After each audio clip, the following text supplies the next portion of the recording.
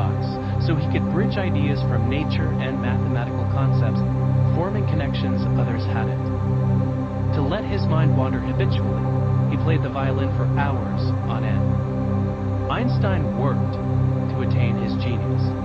As he put it, quote, "I have no special talents. I am only passionately curious." End quote. Asking questions like, what would it be like to race alongside a light beam? He spun complex webs of dots to formulate his theory of relativity. Despite his accomplishments, even Einstein was afflicted by imposter syndrome. Once telling his wife Elsa, while listening to cheers of 1,000 people outside his hotel room, quote, "I'm afraid we're swindlers. We'll end up in prison yet." End quote. There are countless examples of others who let their minds wander to connect ideas.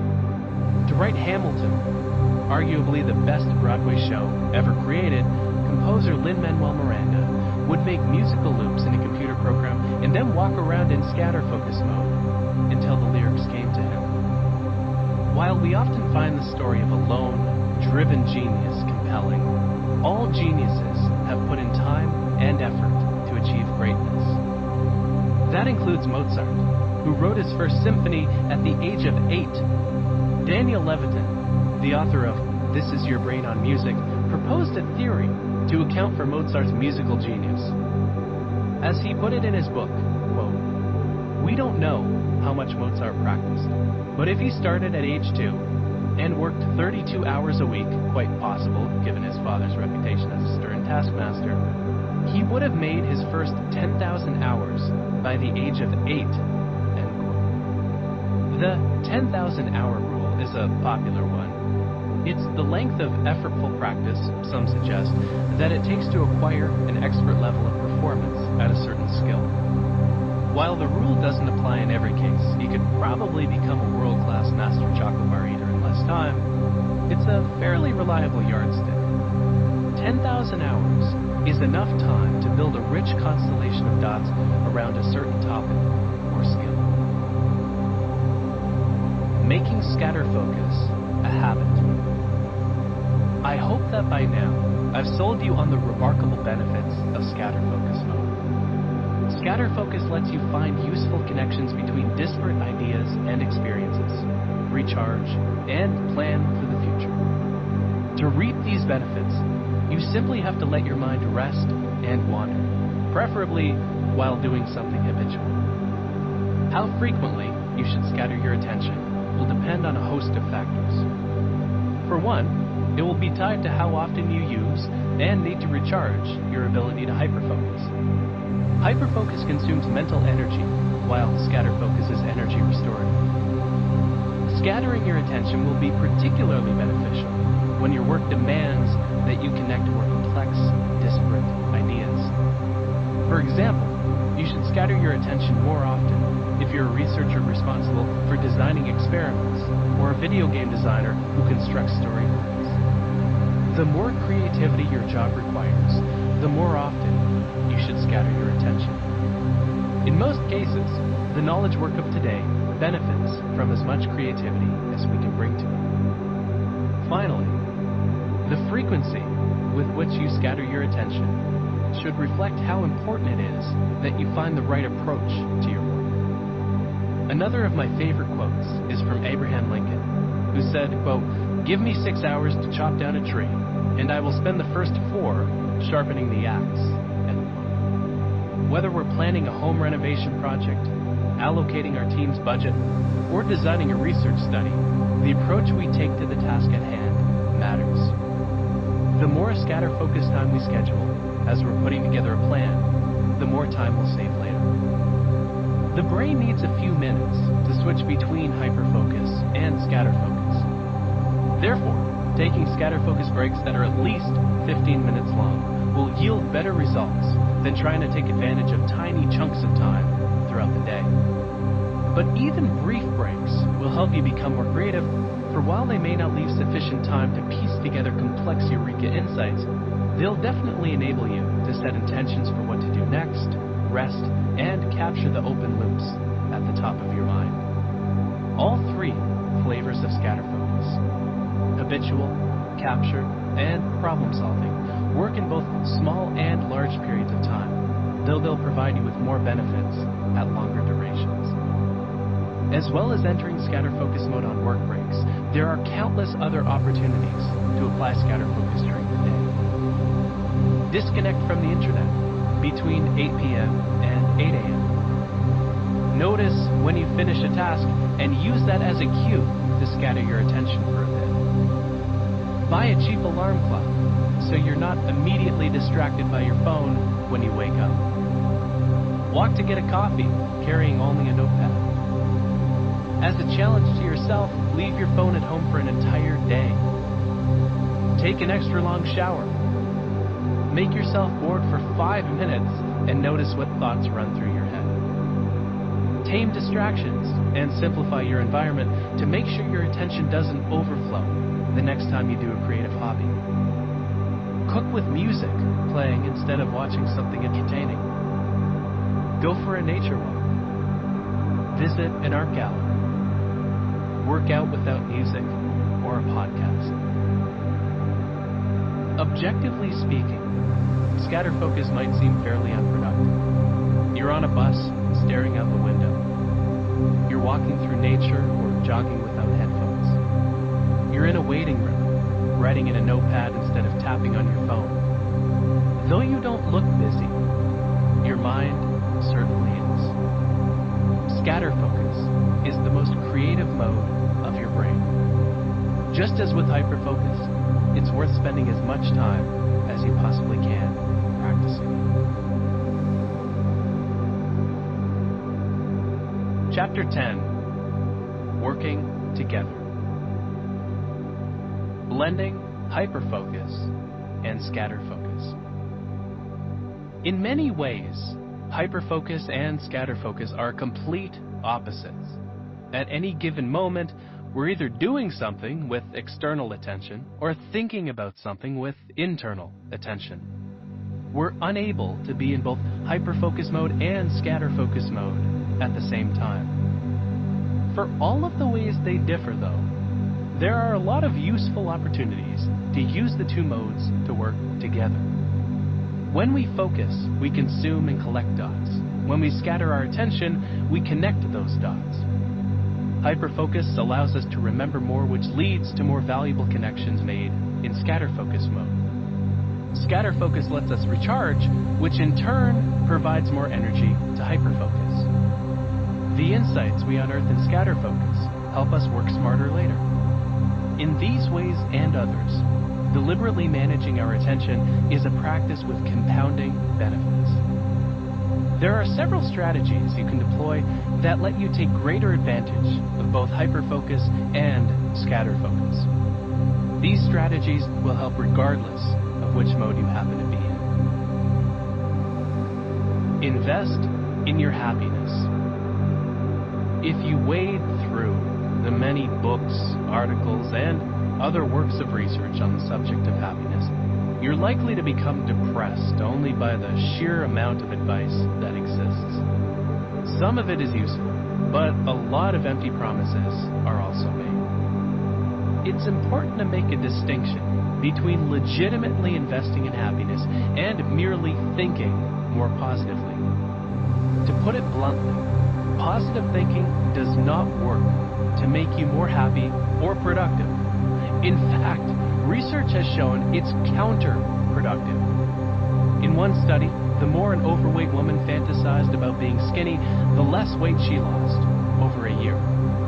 In another, the more post-surgery patients fantasized about their recovery, the slower the improvement in their condition.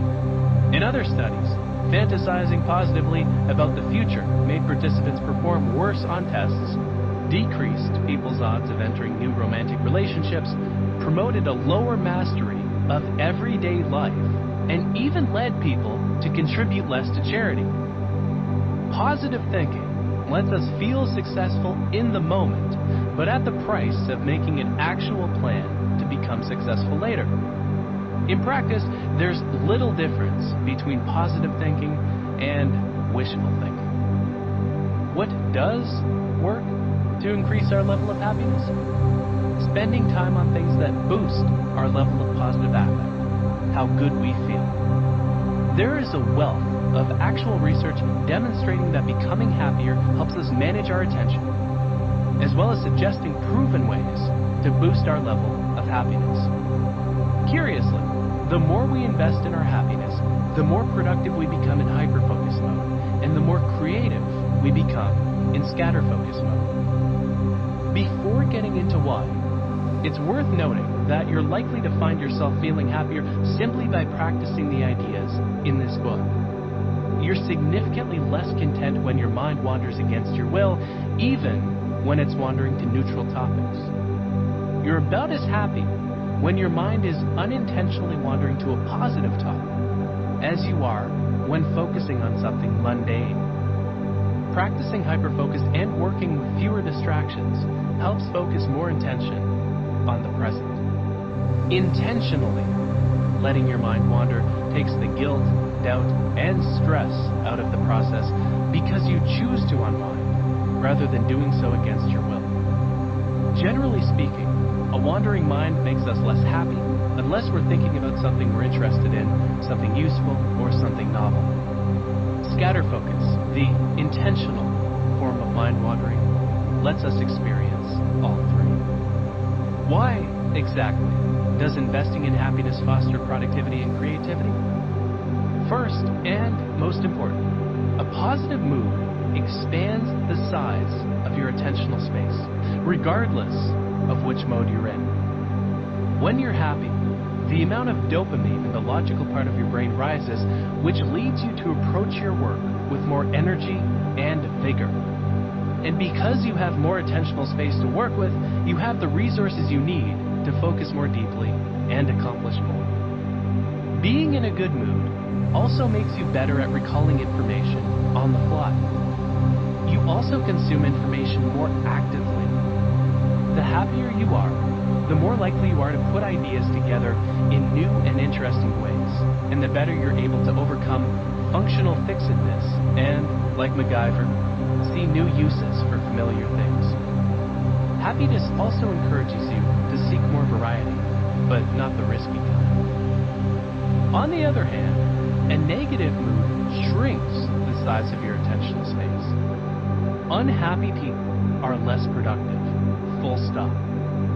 The less happy you are, the more often your mind wanders against your will, and the less attention you bring to what's in front of you.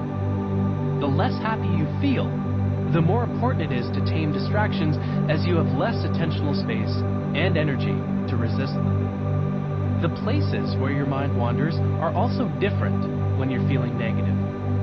You're more likely to make your way to the distant past, ruminating on events that took place then. As a footnote, the way researchers measured this in the lab was by having participants listen to either happy or mournful music while saying either positive or negative statements.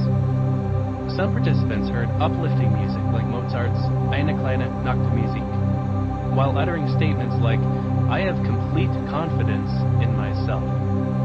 Others listened to sadder music, like Barber's Adagio for strings, while uttering statements like, "Just when I think things are going to get better, something else goes wrong."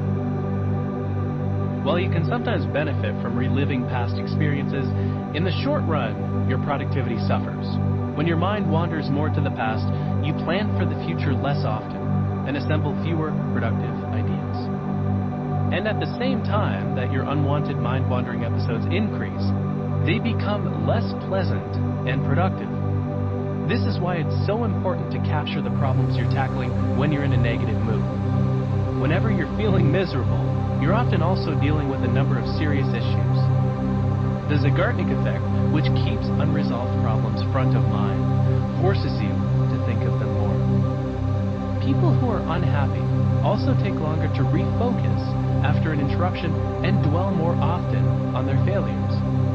According to one study, habits that train our brain to wander less, such as mindfulness and meditation, are even, quote, effective in reducing relapse in recovering depressive individuals.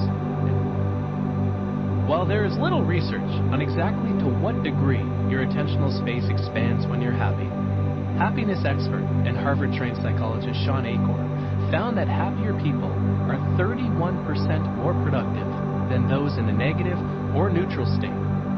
Happiness also helps you become more creative in scatter focus mode. You're more likely to experience insightful solutions to problems when you're in a positive frame of mind, which is not surprising given that your brain has more attentional space and energy with which to work. How, then, can we invest in our happiness using the findings of science? One of my favorite studies, the same one that discovered that we spend 47% of our time daydreaming, sampled thousands of participants throughout the day, asking two questions. What were the subjects doing at the instant they were sampled? Participants received a notification on their phones. And how happy did they feel doing that thing? At the time of the study's publication, the researchers had received more than 250,000 responses from thousands of subjects. Here are the top 5 activities that made them the happiest. 5. Listening to music. 4. Playing. 3. Talking and investing in their relationships. 2. Exercising. And 1. Making love. It's worth noting that our minds wander the least when we're making love, and that we're significantly happier doing so than we are doing anything else. Nothing else comes close. To really invest in your attention, try doing all 5 of these things at once. As well as these activities, there are a number of other habits that have been proven to make people happier. One of my favorite researchers in the happiness field is the aforementioned Sean Achor, the author of The Happiness Advantage. In the book, and in his TED Talk, Sean offers a few science-backed strategies to bolster your happiness. A few of his top suggestions: recalling 3 things you're grateful for at the end of each day, a good companion tactic to the rule of 3 discussed in chapter 3. Journaling at the end of each day about one good experience you had. Meditating and performing a random act of kindness. While moods and attitudes aren't necessarily dots and ideas you can focus on and remember, they do greatly influence how you perceive and relate to what's in your attentional space, and they affect the size of your attentional space itself. Happiness is the rose-colored lens we place atop our attentional space, which allows us to relate to our experiences in a more productive and creative fashion. If you need a boost, pick a few items from each of these lists to try. Reflect on the difference they make for you.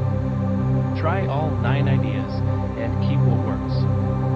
At the end of the day, these strategies won't only make you happier, they'll also make you more productive and creative. Work around your energy levels. As you've probably experienced, energy levels over the course of the day are anything but constant. They fluctuate according to when your body is programmed to have the most energy. For example, if you happen to be an early bird or a night owl, how often you exercise, what you eat, and whether you get enough sleep. Like energy levels, your focus and productivity aren't consistent either.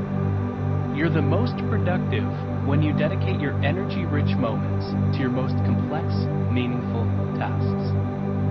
If you've read or listened to my previous book, The Productivity Project, you're already familiar with this idea.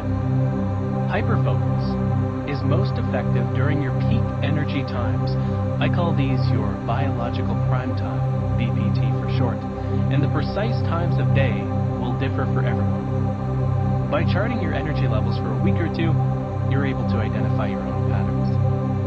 The more productive tasks you do during your BPT, the more productive you become. There is a flip side to this concept when it comes to scatter focus. Scatter focus is most powerful when you have the least energy. Your brain is less inhibited during these periods and doesn't hold back the ideas it generates. Analytic problems require focused attention to solve, but solutions to creative problems come when you connect the greatest number of ideas. One study discovered we solve 27.3% more insight problems during our non-optimal time of day, when we're naturally more tired. I call these time periods when we have the least energy our creative prime time. There's no shortage of research examining when we naturally have the most energy. For most people, this occurs during the late morning around 11 a.m. and mid-afternoon around 2 or 3 p.m. Our energy is typically lowest right after lunch. Energy levels also fluctuate throughout the week. We're typically least engaged with our work on Mondays when we experience the most boredom, and are the most engaged on Fridays. A footnote on this, another random fun finding from this study, we do the greatest number of rote tasks on Thursdays, about a third of the routine tasks we do throughout the entire week. If you fall into this pattern, it might be worth seeing your Thursdays as your maintenance day, when you do all the tasks you'd rather not focus on during the rest of the week. Everyone is different, of course. If you're an early bird who springs out of bed at 5 a.m., your prime time might fall earlier in the day, and afternoons might be the best time for creative work. Similarly, night owls may find their most productive when others have long since gone to bed. A great way to work smarter is to schedule tasks that require focused attention during your BPT, and tasks that require more creativity during your CPT. Block time for these tasks in your calendar. Drink alcohol and caffeine strategically. As far as decreasing your inhibitions is concerned, you're probably familiar with the effects of alcohol. Much like being tired, drinking has been shown to make people better at solving creative problems. To test this theory, I rewrote some of this chapter while sipping vodka sodas with a lime twist. I'll let you be the judge of whether it's any better than the others. A favorite study I encountered in writing this book was one that had participants get mildly intoxicated while watching the Disney Pixar movie Ratatouille. The researchers split participants into two groups. One group was fed a bagel, as well as multiple vodka cranberry drinks, both in quantities relative to how much each participant weighed. The subjects consumed the drinks while watching the film. The second, significantly less lucky group also watched the movie, but didn't consume any food or drinks in the process. The study's findings were remarkable. After watching the movie, tipsy participants solved 38% more creative word puzzles than the sober participants. Not only that, they solved the problems more quickly. As you might have guessed, the drunk participants weren't better at solving logical problems. Again, when it comes to solving creative problems, the less control we have over our attention, the better. This is not intended to advocate the use of alcohol, which is, of course, not without its downsides. The Ratatouille study measured performance on tasks that required pure creativity, but most tasks require a mix of creativity and focus. When it comes time to focus on something, alcohol will absolutely obliterate your productivity.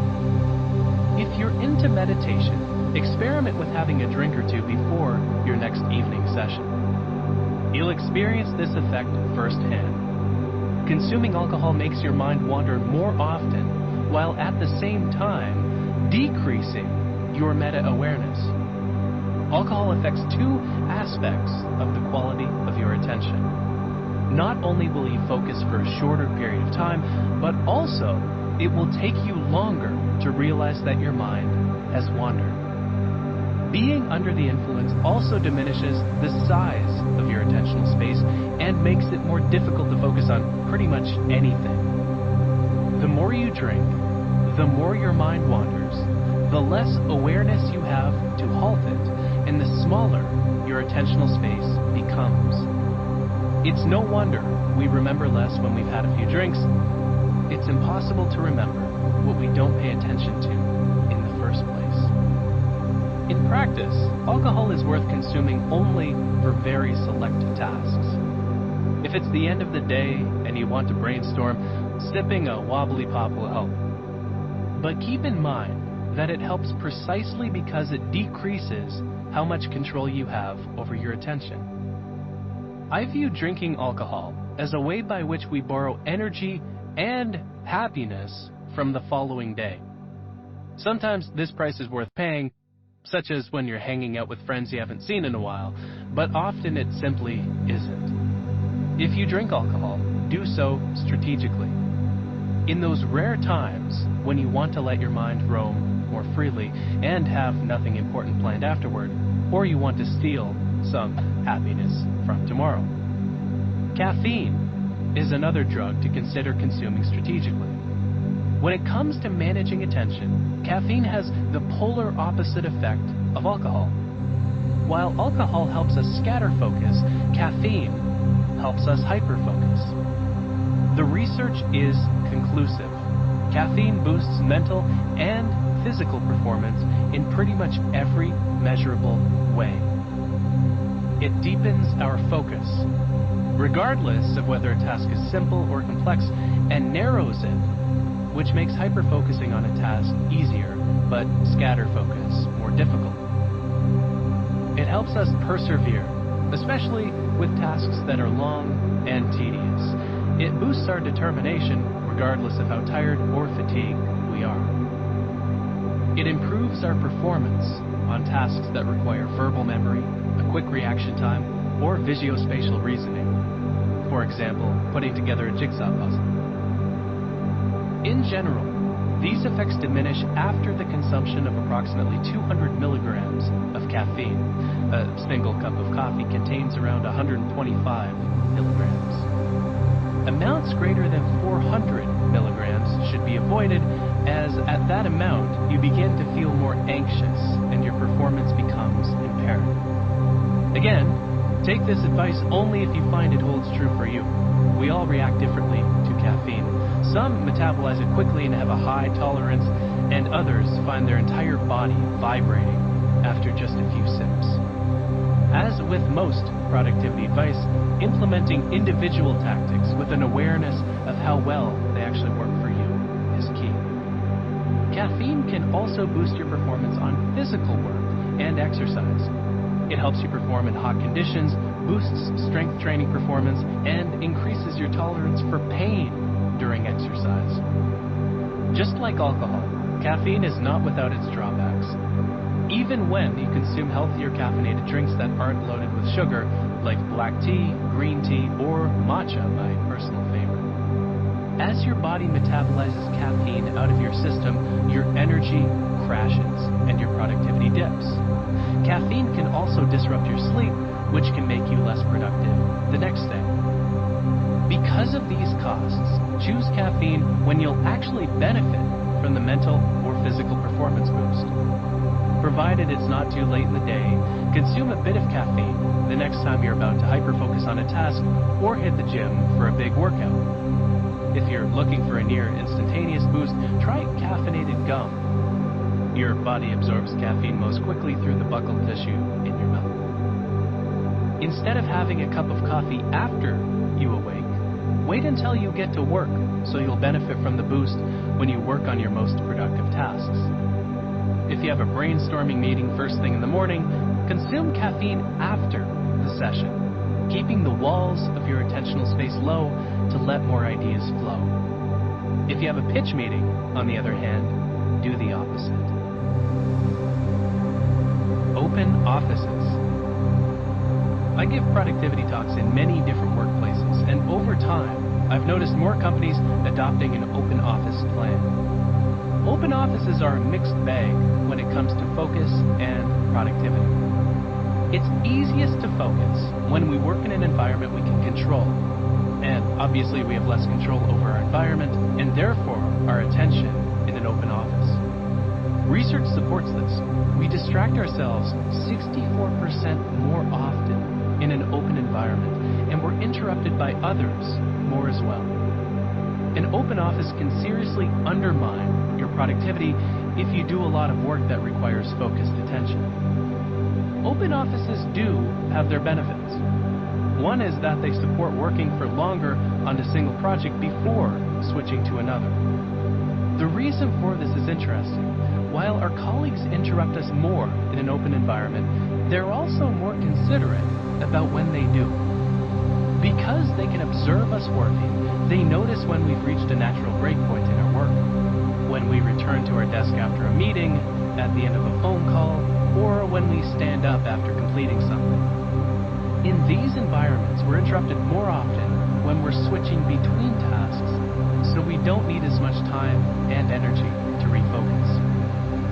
While this book focuses on personal productivity, our work doesn't exist in a vacuum. The projects on our plates are typically intertwined with the work of others. In highly collaborative work, the faster we can get information from others and the more quickly they can get information from us, the better the collaboration, as the team will become more productive as a whole system. The bottom line when it comes to open office plans is that if the work you and your team does is hyper-collaborative or involves a great deal of creativity and connecting ideas, an open office is probably worth its disadvantages. If your work involves a significant number of tasks that benefit from undisturbed focus, as more and more jobs seem to, an open office can be detrimental to your productivity. If you're a manager, consider the type of work your team does before you plan for an open office. If you do decide this design is worth the potential productivity costs, be sure to educate your employees on how to manage interruptions. One study found that after a team understood how costly interruptions were, they fell by 30%. It's also worth investigating whether most of the interruptions you or your team face come from a common source. For example, if you lead a group of programmers who are interrupted mostly for feature requests and questions about the product, create a tool for those outside your team to suggest new features and produce more useful documentation so the interruptions that do come in are less frequent and less costly. If you can't avoid adopting an open office plan, be sure to designate a quiet zone where employees can hyper-focus without interruption. Creating a focus ritual. By now, we've covered how to integrate both hyperfocus and scatter focus into your life and make a habit out of entering each mode daily. Enter hyperfocus mode at least once a day to deal with your most productive tasks. Eliminate distractions and concentrate on one important thing.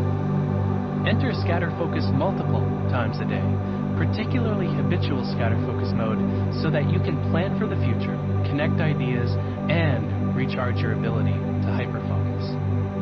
Do the same at home, hyperfocusing on meaningful experiences and conversations, and scatter focusing when you need to plan, rest, or ideate. Some weeks, you may find that you need more of one than the other. One of my favorite weekly rituals is a focus ritual, which I schedule for every Sunday evening or Monday morning to plan my week.